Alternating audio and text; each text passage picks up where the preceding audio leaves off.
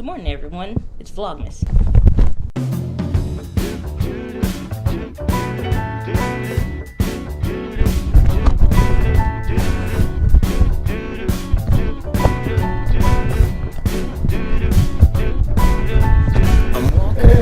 morning.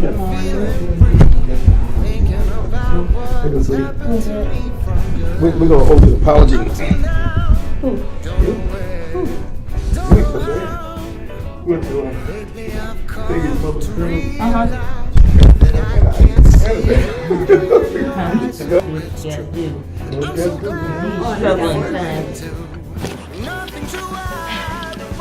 Okay, so church is over. It's time to get something to eat, go home, relax. But today was a good day. I have been using the G85 these last couple days.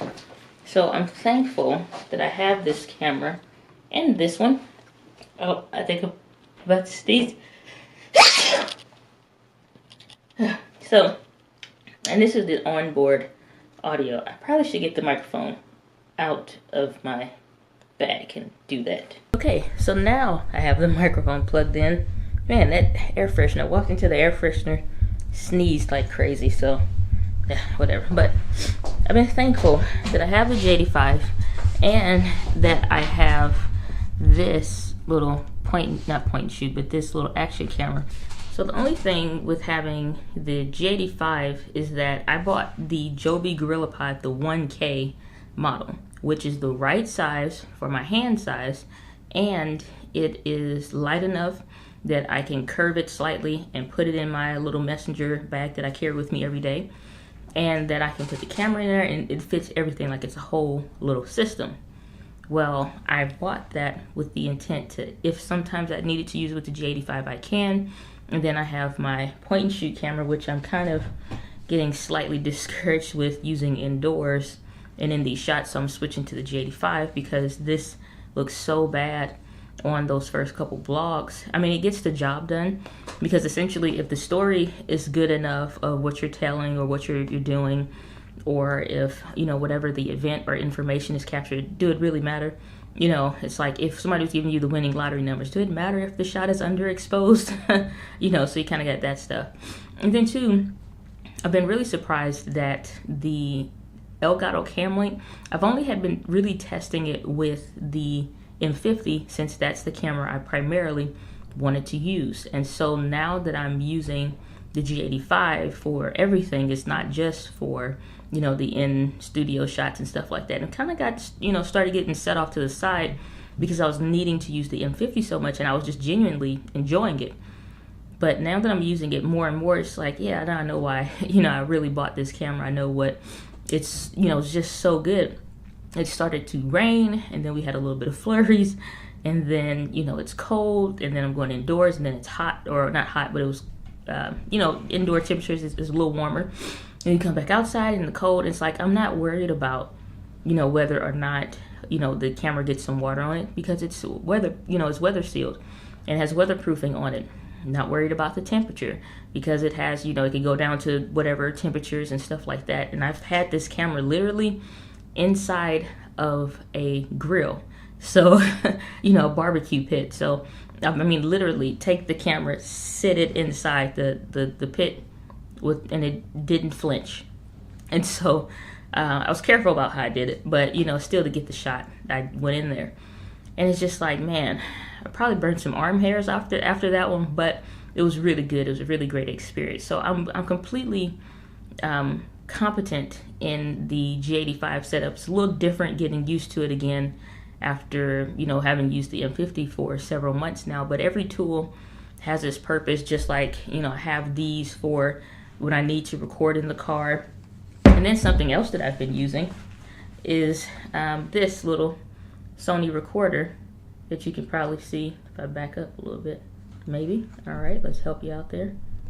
There we go. So this is a little Sony recorder that I use, and they have newer models and all that stuff, but I like it because it has this, and you can just plug it straight into the thing.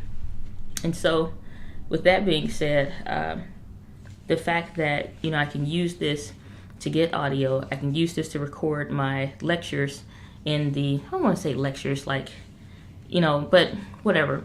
I can record the sessions that I'm doing with the teens, get in the camera, and I also have some other projects that I have coming up in the car. And so I have 2 of these, one that I have literally never even taken out the box, but I got a great deal on these. And so these are pretty pricey. They are 4K cameras. It actually pulls a very nice picture. I'm not so, you know, certain in the audio qualities or whatever, so I have this just in case. But, you know, using Final Cut Pro, being able to automatically sync the audio when it's 2 separate sources, it completely syncs it up together, and you don't have to worry about, all I have to do is delete the bad audio and keep the good one and move on with my life. So before I get started into any kind of editing or whatever, I always come back here in the comments, and I like to check who has, you know, commented on something. I'm always gonna make sure I give it a like, a heart, or something, and not all of the notifications for, you know, everybody that leaves a comment gets populated. And so I had, you know, a couple that got by me because YouTube didn't notify me that, you know, somebody had commented or they replied. So I always go back through these so that I can make sure that everybody gets a reply and that everybody gets engagement, because I hate to see, you know, different channels. And that was one thing I was adamant about on my channel, for as long as I can, as much as I can, I'm going to take time to reply and answer questions. And if somebody asks me something and I can, you know, quickly pull out the camera and look at it to answer it for them, I'm going to do that. So always working on community building. Every comment now has a reply. Even up to 2 months ago, I was seeing a couple that I missed. But that's one thing I always hate about going to other YouTube channels, or they ask you to, you know, like, share, subscribe, and all those different things. But then you like the video, you take time and you watch the video, and then you leave a comment, something that you care about or something you felt a connection on, or you thought was funny or whatever, and then they don't say anything back. It's just like, well, what do you want to talk to me about? You don't, you know what I'm saying, you don't want to keep the conversation going.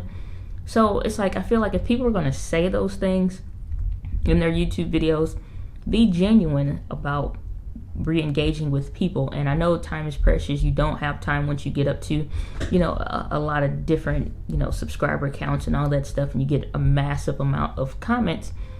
But, you know, I like to take time out every so often. Like, if I can, I don't care what I'm doing, I like to stop in 10 minutes here, 10 minutes there, or like here, you know, take another 15 or 20 minutes and just go through and scroll, even up to, like I said, a month or 2 ago, some that I missed or something like that. And then pro tip with the comments and all of that, like and heart stuff. Even if it's your own comment, like it, you know, throw a heart on there. It also sends more engagement points to YouTube. So pro tip there. So I've been using Final Cut Pro 10 for about as long as I've had my MacBook.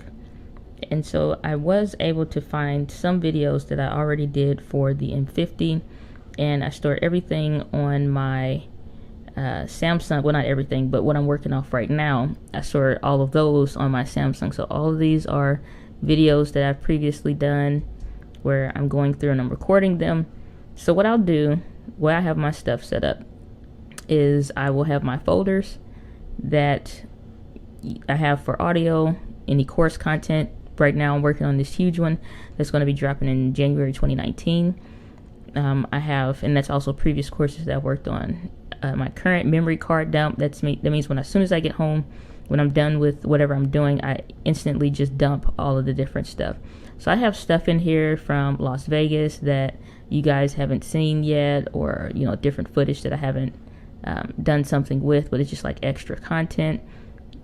So just different stuff. I got stuff from when I was using my action camera, just all kinds of different stuff that I have an opportunity to use, and you can see like just all kinds of different stuff. So pretty cool. But that's the setup that I use based off of just what works best for me. And then once I'm done going through this, I'll start deleting stuff that I don't need, start putting together different ones. This is one I started doing the 4K video one for, other different slow motion clips that I used, and all that good stuff. But unfortunately, I didn't finish getting everything that I needed. But that's typically, like I said, the setup that I have, based off of what I'm doing. I have my Las Vegas memory card dump, so that just has a bunch of stuff most of the videos are training material. So I recorded the actual sessions, so I have access to those to go back through and study. But when it comes to the M50 series, I have what I call the good takes and stuff that I can reuse to continue to put together at least the last few videos, and then I have the last part of those. So all of these are ones that I'm using right now. And so I have one I talked about, the sermonic. I'm doing one on the stabilization right now. I did the streaming without the M50 unlimited battery one. This one will be altered since that we know that that is not working out so well. So that is a video that will need to be redone. And have one about uploading Instagram and social media, why frame rates matter. So I have a few that, you know, I can use, which I was concerned with, like what do I really need, what B-roll do I need. So all of these are basically the regular content that I need, my beginning, middle, and the end. The only thing that these videos are missing is the actual B-roll. So the way I have the M50 series set up so that I'm able to use it for, you know, just over and over and over again. As you see, I have that branded intro that I put together. So on one day I sat and did this. This was super early in the morning. I was like, crap, I forgot to do an intro. Went ahead and just, you know, set the camera up, got to work. So just putting together relevant clips and all that stuff with the music I want, my transition, and then I go into the video. And I always try to, like down here, I always try to, like right here in this little section, I always try to get my audios either synced up, I'll crossfade them or something like that. So we're exiting one song, going into another. And then what I will do is, as I'm going through stuff and I've already edited this part so far, I'll go through and I'll look for my hand gestures. I'll look for stuff that I did wrong. That's something I'm turning into like a little bit of a funny clip because I made a mistake.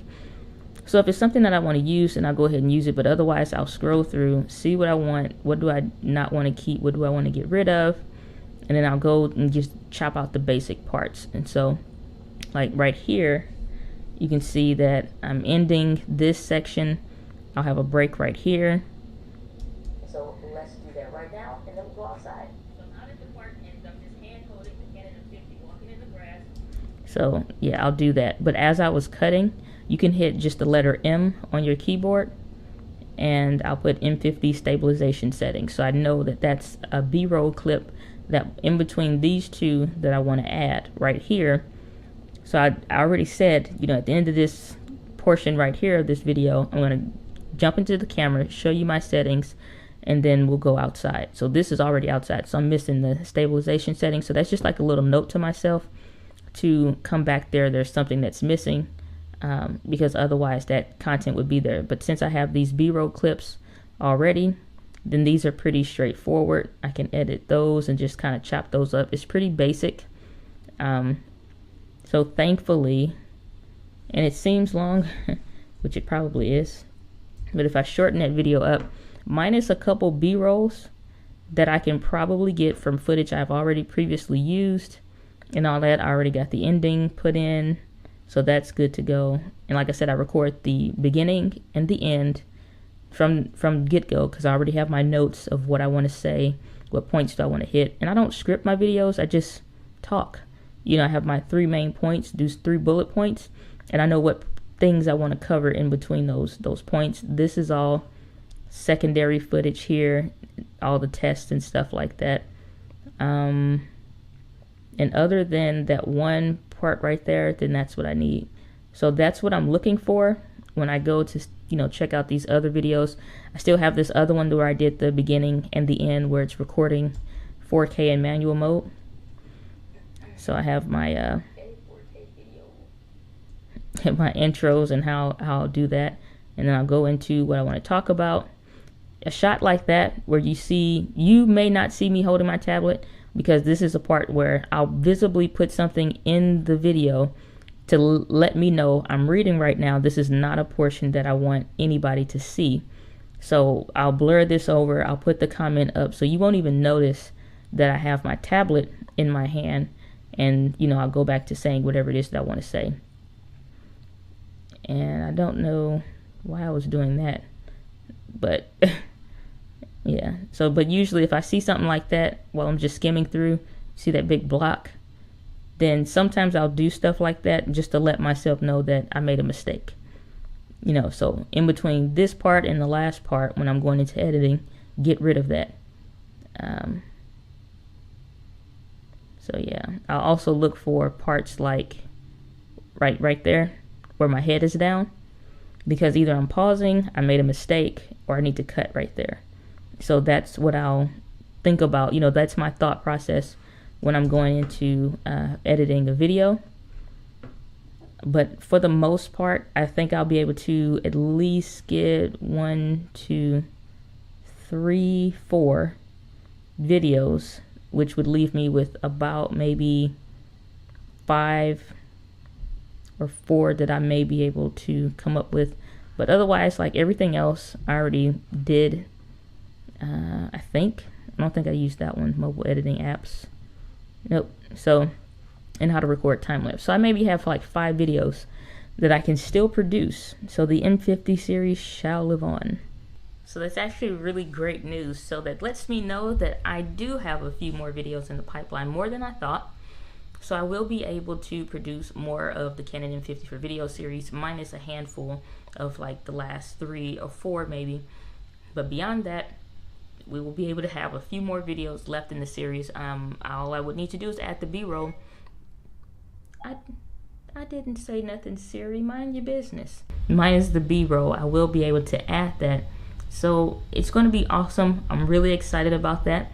And regardless as to what happens, everything will still be all right. Everything will still work out. Whether I have to buy a new Canon M50 myself on Friday, because that's as long as I'm willing to wait for them to figure out what they're going to do. Because it's like waiting on a rebate check. It usually takes like a month or something like that. So I can't be without my equipment for that long. So whether I get one prematurely to what these companies decide or whatever, or however that works out, or their processes or something, unless I hear back from Canon and they say that they can get it back within a week, then I'll go ahead and wait. But otherwise, we should be back up and rolling faster than I thought. So Vlogmas is going to be a-okay either way. That rhymed, and I don't have anything to rhyme with rhymed. But I'll see y'all next time. So it did work out. It worked out just great.